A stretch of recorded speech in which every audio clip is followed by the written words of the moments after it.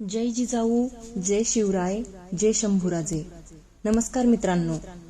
मागच्या भागात आपण बघितले विजापूरहून अली आदिलशाह आणि मोगलाईतून शास्ता खान दोन्ही शत्रूंशी सोबत झुंज देणे कठीण म्हणून राजांनी आदिलशाह सोबत वाटाघाटी करून त्याला पन्हाळगड दिला आणि ते शास्ता खानावर लक्ष ठेवून होते.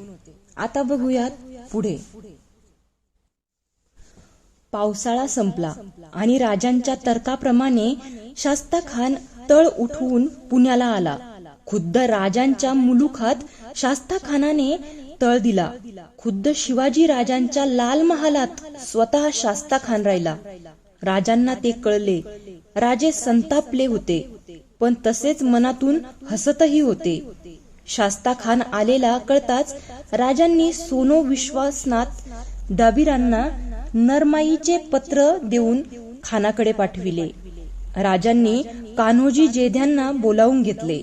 एकांती बसून राजे कान्होजींना म्हणाले, कान्होजी, शास्ता खान पुण्यात येऊन अगदी आमच्या लाल महालात तळ देऊन बसला आहे. पावसाळा असतानाही त्याच्या सैन्याने आमचा मुलूक बेचिराग केला. तो आता स्वस्थ कसा बसेल? एवढ्या मोठ्या फौजेनिशी तो चालून आला तरी ते सहन करणं कठीण. खरं आहे महाराज. तेव्हा कान्होजी, आम्ही आमचे वकील खानाकडे पाठविलेच आहेत. नुसत्या रिकाम्या गोड बोलण्यानं तो वश होणार नाही. त्याचा अंदाज लागणं कठीण आहे. आमची इच्छा अशी आहे की तुम्ही तुमचे देशमुख यांनी खानाचा बेत काढता आला तर पाहावं. आपल्या भागातले देशमुख जवळ येत आहेत. हे पाहिलं तर खान त्यांना विश्वासानं जवळ करील. सध्या वतनदारांना असलेलं भयही कमी होईल. जेधे राजांचा निरोप घेऊन गेले. त्यानंतर वारंवार जेधे गडावर येत होते. राजांच्या बरोबर खास बैठका होत होत्या. एकदा जेधे गडावर असेच आले असता सर्व बोलणी झाली, पण जेधे उठेनात. कान्होजी अस्वस्थ दिसत होते. राजांना त्यांच्या बैचेनीचे कारण समजत नव्हते. शेवटी राजांनीच विचारले, कान्होजी, आज मनात काहीतरी दिसतं. कान्होजी कावरे बावरे झाले. ते म्हणाले, काही नाही महाराज. कान्होजी, आम्ही एवढे का परके की आमच्या समोर दिलखुलास बोलायला जड जावं? कान्होजींनी श्वास घेतला. ते म्हणाले, राजे, सांगतोस तर एका पेचात मी सापडलोय. तुम्ही सोडवायला पाहिजे. राजे गंभीर झाले. ते म्हणाले, कान्होजी, तुम्ही आमची माणसं. तुमच्यापेक्षा आम्हाला आमचा जीवही जास्त वाटत नाही. कसला पेच पडला? राजे, सारं विसरता येतं, पण नातं विसरता येत नाही. आपले एकनिष्ठ सरदार हैबतराव शिळमकर यांचे सासरे खंडोजी खोपडे खानाच्या वधापासून आज वर्षभर आपल्या भीतीनं दऱ्याखोऱ्यात पडून दडून राहिले आहेत. जीवाच्या भीतीमुळं बाहेर पडायला जागा नाही. त्यांनी आपल्या जावयाकडे हैबतरावांकडे धरण धरलं आहे. ते माझ्याकडे आले. मग? राजांनी विचारलं. राजे, झालं एवढं पुष्कळ झालं. खंडोजीरावांना खूप सोसलं. आता त्याला क्षमा करून पायापाशी जागा द्यावी. खंडोजी खोपडे, ज्याच्यावर राजांनी एवढे उपकार केले होते, तोच खंडोजी खानाला मिळाला. राजांच्या विरुद्ध शस्त्र हाती धरले. फाजल खानला वाट दाखविणारा खंडोजी. राजे उफाळले. कान्होजी, त्या विश्वासघातक्याची बाजू घेता? तो हरामखोर खंडोजी, ज्याच्या वतनाचा ठिकाणा नव्हता, आम्ही वतन दिलं, आम्ही अन्नाला लावलं, तोच खंडोजी आमच्यावर उलटला. आमच्या विरुद्ध शस्त्र हाती धरलं. ज्याची 4 धड 4 मार्गावर फेकावीत अशी लायकी त्याची भीड घेऊन तुम्ही आला? राजे, आम्ही हैबतरावांना शब्द दिला आहे. खंडोजीचा गुन्हा आम्हास द्यावा आणि त्याचं वतन चालवावं, जीव वाचवावा. राजे गहिवरले. ते म्हणाले, कान्होजी, खंडोजीचा गुन्हा पदरात घेऊ नका. स्वराज्यासाठी वतनदार घरदारावर पाणी सोडणारे तुम्ही कुठं आणि कुठं तो खंडोजी? तुमच्या भिडे खातर आम्ही त्याला जीवनदान देतो. खंडोजीला तुम्ही घेऊन या. कान्होजी आनंदाने गडाखाली गेले. 2-3 दिवसात ते खंडोजी खोपड्यांना राजांच्या मुजऱ्यासाठी घेऊन आले. राजे काही बोलले नाहीत, पण खंडोजी महाचिवट. तो नेहमी गडावर येऊ लागला, अकारण राजांशी बोलू लागला. कान्होजींना दिलेल्या वचनामुळे राजे ते सारे वर्तन सहन करीत होते आणि त्याचा भलताच अर्थ खंडोजी घेत होता. राजे आपल्या महालात एकटेच होते. अचानक खंडोजीला पाहताच राजे अस्वस्थ झाले. खंडोजी नीट महालात कसे आले याचे राजांना कोडे पडले. खंडोजी मुजरा करून उभा राहिला. राजे म्हणाले, खोपडे, एकदम वर कसे आलात? खंडोजी लाचारीचे हास्य करीत म्हणाला, राजे, जरा खाजगी आणि महत्वाची बाब होती. पंतांना सांगितलं, त्यांनी महालात पाठविलं. राजांना काही कळेना. त्यांनी विचारले, काय सांगायचं आहे तुम्हाला? खंडोजी हसत म्हणाला, नाही राजे, आम्ही अफजल खानाला मिळालो.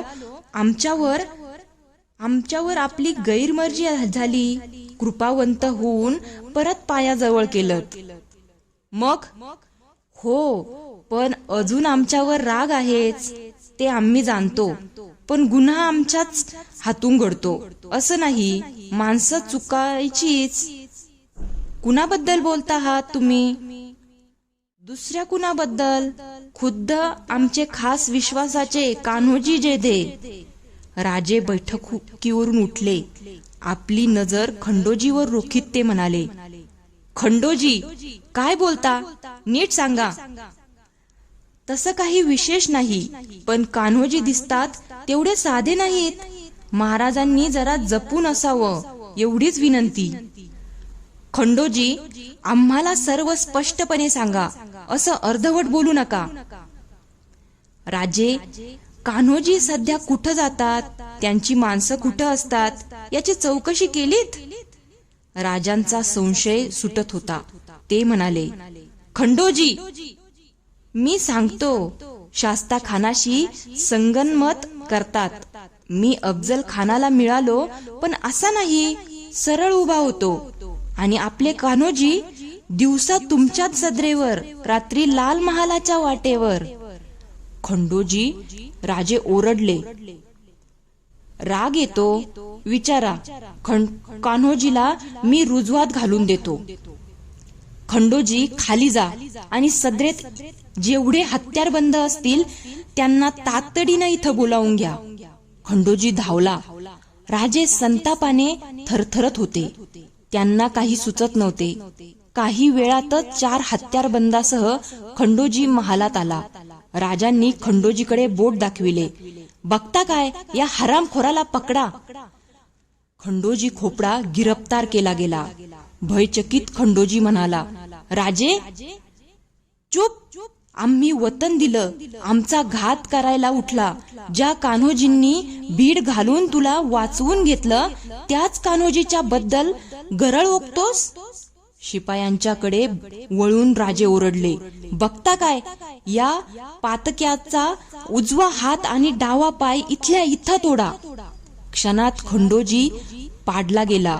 बघता बघता खंडोजीचा उजवा हात आणि डावा पाय कलम झाला. रक्ताच्या चिळकांड्या उडाल्या.